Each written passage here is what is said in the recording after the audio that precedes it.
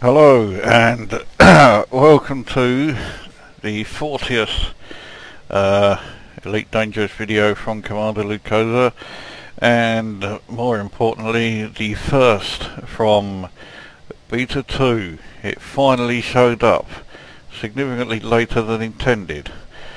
In fact, I don't think I'm speaking too strongly when I say that the launch of Beta 2 has been an unmitigated disaster. And well, given how Frontier Developments seems to have this habit of harvesting bad PR of late, this really is the icing and the cherry on the cake all in one. Beta 2 is currently an atrocious carbuncle of, well, one fuck up after another. I'm not a fan, as you may have noticed. First of all, we'll go through the bits that we haven't yet seen. I have, I'd say at best, a 75% chance of the game actually starting when I go from the launcher on the desktop. So, I mean, that could be worse, yes, I admit. And part of me does actually think that once I get into the game, I almost wish I was among the large number of people who cannot get it to start at all. It's really not very good at the moment. The next thing is that when you are into the game itself and you're at the main menu, it never connects to the server first time. It tells you it can't do it, so you go back to the main menu, go back to start again, and this time it will connect, and that's been the case every single time. So needs a bit more work there. In fact, there are so many aspects of this that needs work that I wonder just how much had been done and how much of it was madly rushed yesterday in order to try and get this out in time, which it failed to do, incidentally. It was supposed to be released on the 30th of September. In fact, by the time it finally came out, the only part of the world where it was still the 30th was the Americas. So the by far the largest audience, i.e. the UK and I would say most of Western Europe, were already into October the 1st. So not very good.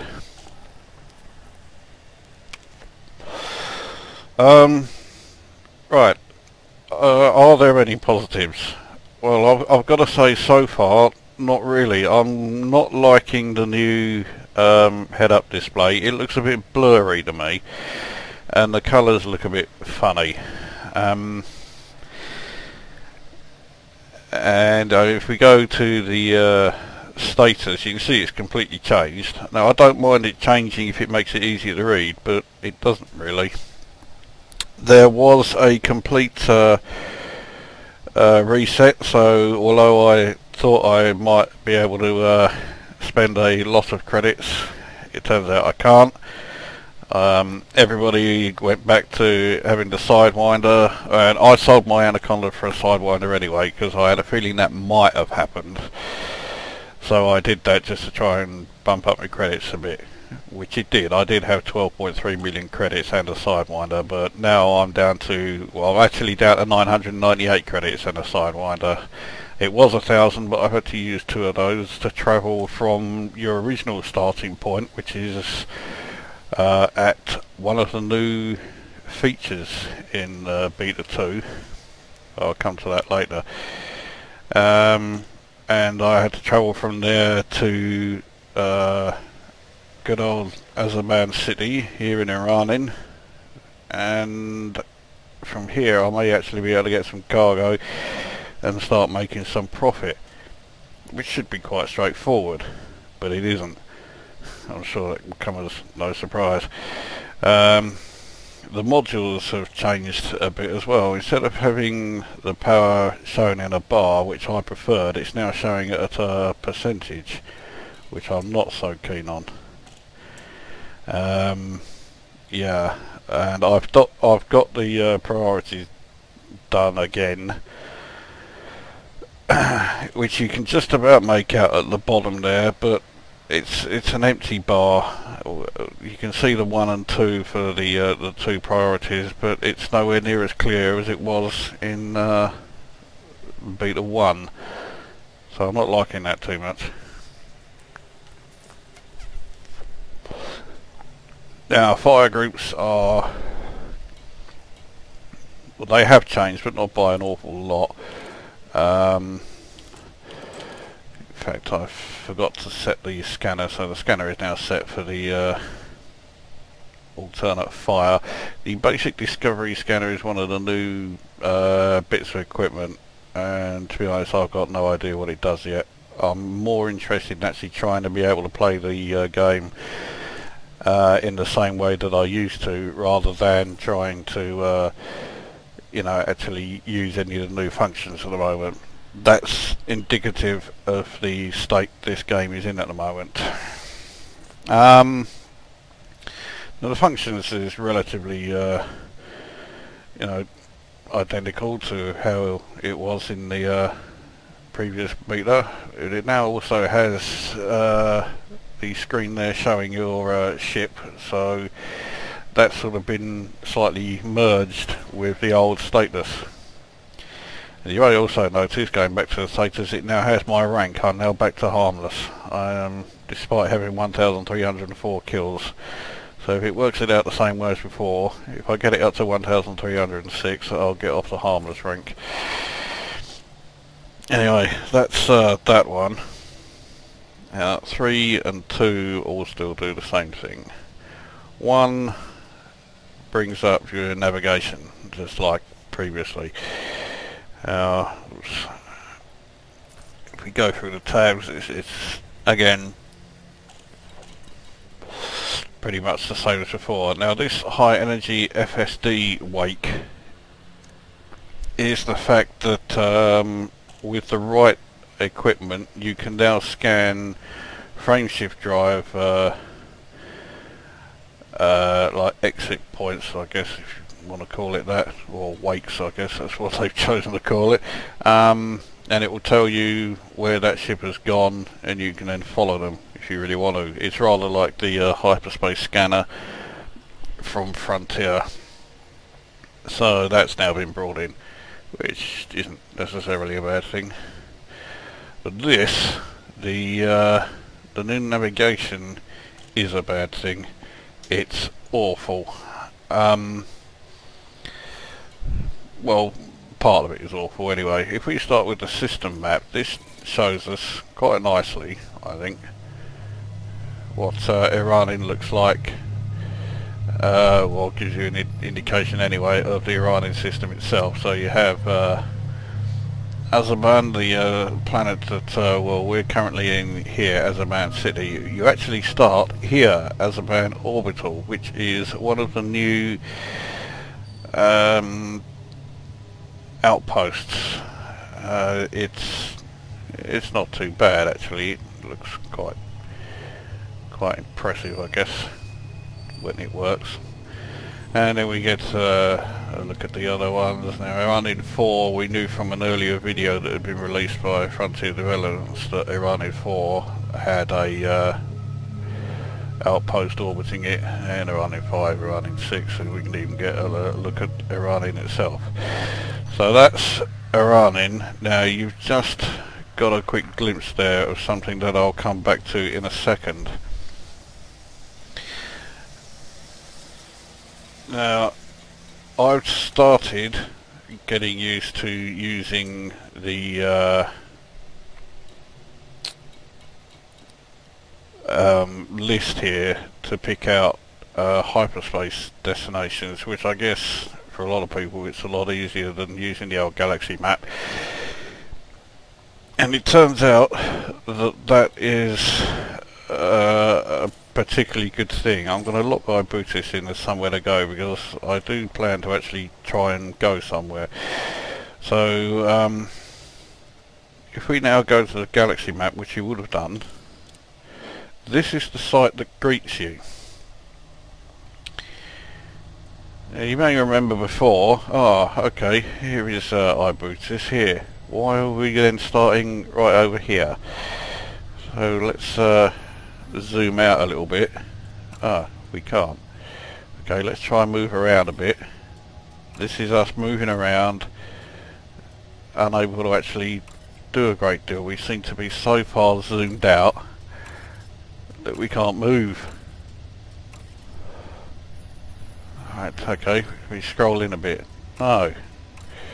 Okay, well I'll tell you what, let's go to the views, and if we bring up the views we can get the trade routes. No we can't see them. So what the hell are you supposed to do with this? It's a nothing. Right, okay, here we go. There seems to be something here that we can view, can we? Right, let's zoom in. See if we can actually look around. Oh no, hang on, we're going way too quickly, and oh no, we shot past it again, and right, okay, let's have a look. This should be where we are. Oh no, we can't do that. What the fucking hell is this? So this is the improved galaxy map, which is now utterly useless. So if you've not played the game before, or in fact, even if you have played the game before but haven't memorised the locations of every single planetary system within the area that we've been in, then you cannot really hyperspace anywhere. I can't remember what stuff I used to send from here to iBootis when I did trading runs, so I'm going to have to check that out in a minute, which means we now have to go to the starport services. Now you'll see these have changed significantly. There we go. Now the news section is the largest news one, and to be honest it's something that I doubt I'm going to look at very much at all, because I remember that from Frontier and I got bored with it quite quickly. You can now refuel, repair, reload your weapons without having to go to the actual munitions section, although the munitions section is also still there. So, yeah, okay. And your repairs are here. Everything I've got is at full health, so don't need to do that. The bulletin board with all your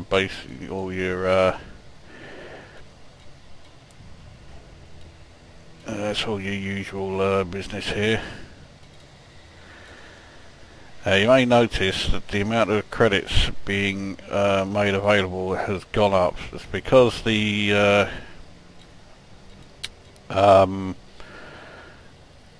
whole economy has changed quite a bit. Prices have gone up quite substantially, not least on ships. If you remember, I bought an Anaconda for somewhere in the region of 7 million. You won't be doing that now. The Anaconda now costs something in the region of 47 million. So yeah, careful with that one.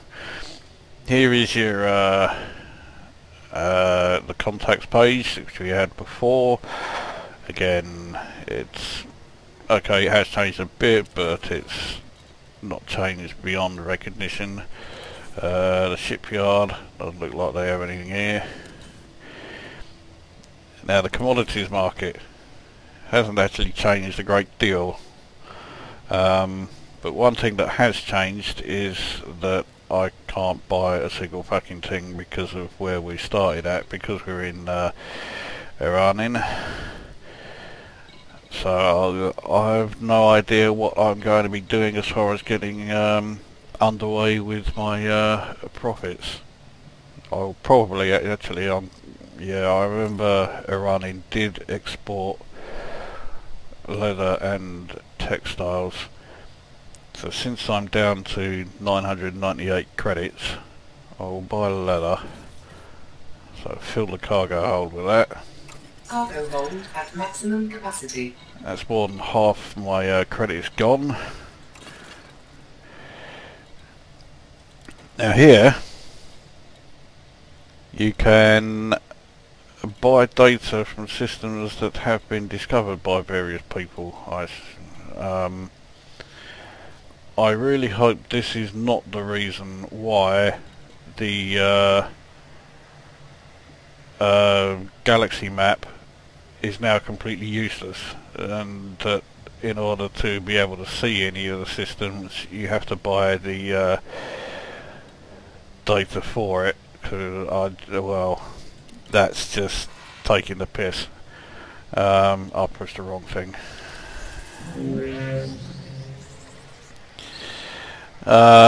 So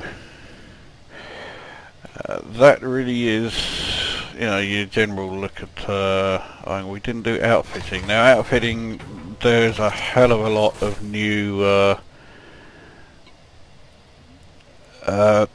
things that you can now buy. You can improve the power plant, the thrusters, you can improve your frame shift drive, your life support, your power distribution. You can basically improve everything.